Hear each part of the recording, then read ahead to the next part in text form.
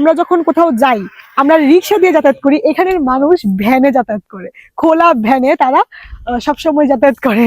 বিলকিস অহন কই আছে জানেন? এটা হইতেছে কাকডাঙ্গা সীমান্ত ফাঁড়ি, বর্ডার গার্ড বাংলাদেশ। ওই যে ওই পাশে বিজিবি ক্যাম্প, এই রাস্তা দিয়ে গেলেই বিজিবিরা বসে আছে, ওটা ওদের থাকার জায়গা। আর এই রাস্তা দিয়ে গেলেই ইন্ডিয়ার বর্ডার, সাতক্ষীরার।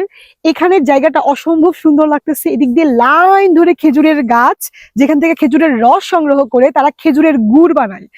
আর এর পিছনেই সব কুল বাগান। আমরা বাজার থেকে যে বাজিতপুর বাজারে কুল বড়ই কিনা খাই না, ওই কুল বাগান এখানে ভরা। ওই পাশটাতে আমি দেখে জিজ্ঞেস করতেছিলাম এগুলা কি, ছোট ছোট বক্সের মতন।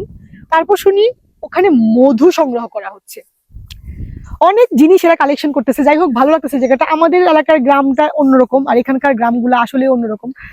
দেখে খুব ভালো লাগতেছে। এখানে আরেকটা জিনিস দেখাবো আপনাদেরকে, সেটা হচ্ছে আমরা যখন কোথাও যাই আমরা রিক্সা দিয়ে যাতায়াত করি, এখানের মানুষ ভ্যানে যাতায়াত করে, খোলা ভ্যানে তারা সবসময় যাতায়াত করে।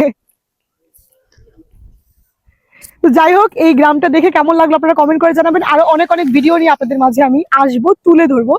তো ভালো লাগলে অবশ্যই লাইক কমেন্ট শেয়ার করবেন। ধন্যবাদ।